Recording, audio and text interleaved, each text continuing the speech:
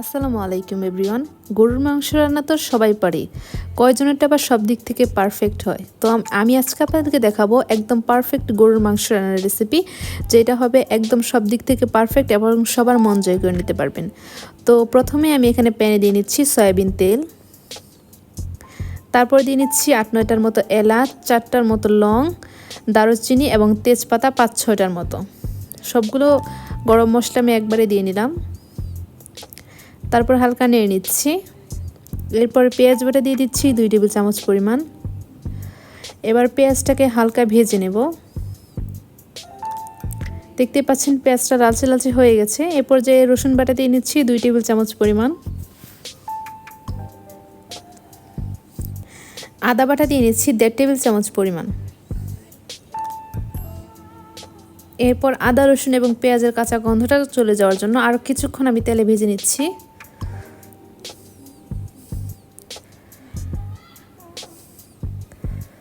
তো এবার আমি পানি দিয়ে নিচ্ছি যাতে নিচে লেগে না যায়।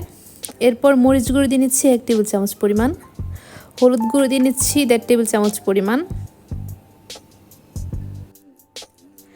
এরপর ধনিয়া গুঁড়ো দিয়ে নিচ্ছি 2 টেবিল চামচ পরিমাণ। এরপর লবণ দিয়ে নিব 1.5 টেবিল চামচ পরিমাণ। এরপর মশলাটাকে আমি ভালোভাবে নেড়ে একদম মিশিয়ে নেব। দেখতেই পাচ্ছেন এখনই কত সুন্দর একটা কালার চলে আসছে। তো এরপর সামান্য পানি দিয়ে মশলাটাকে আমি ভালোভাবে কষিয়ে নিব। মাংস রান্নার ক্ষেত্রে এই মশলা কষানোটা কিন্তু সবথেকে বেশি ইম্পর্ট্যান্ট। এরপর জিরা গুঁড়ো দিয়ে নিচ্ছি 1.5 টেবিল চামচ পরিমাণ। দেখতেই পাচ্ছেন মশলা থেকে প্রায় তেল ছেড়ে দিয়েছে, তার মানে মশলাটা কষানো প্রায় হয়ে যাচ্ছে। এরপর জিরা গুঁড়োর মশলার সাথে আরও ভালোভাবে মিশিয়ে আর কিছুক্ষণ আমি কষিয়ে নিচ্ছি। তো মশলা থেকে একদম তেল ছেড়ে দিয়েছে, মশলাটা কষানো হয়ে গেছে। এর পর্যায়ে দিয়ে নিচ্ছি আগে থেকে কেটে ধুয়ে রাখা ফ্রেশ একদম গরুর মাংস। এখানে আমি 1 কেজি পরিমাণ গরুর মাংস রান্না করছি, তো সেই অনুযায়ী সবগুলো মশলা দিয়েছি। আপনারা যদি 1 কেজি পরিমাণ গরুর মাংস রান্না করেন এই পরিমাণ মশলা দিলেই একদম সব দিক থেকে পারফেক্ট হবে।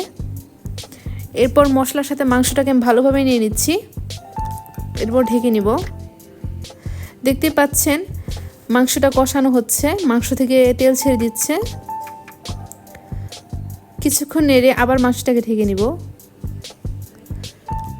এ পর্যায়ে দিয়ে নিব 4টার মতো কাঁচামরিচ।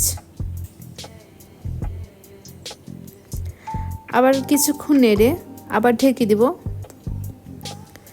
এখানে আমি মশলাটাকে বেশ কিছুক্ষণ কষিয়েছি।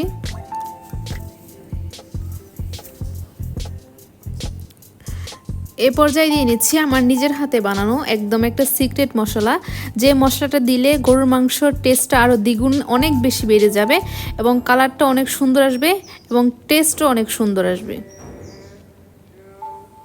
যদি কেউ এই সিক্রেট মশলাটার রেসিপিটা জানতে চান অবশ্যই কমেন্ট করে জানাবেন, আমি রেসিপিটা দিয়ে দিব।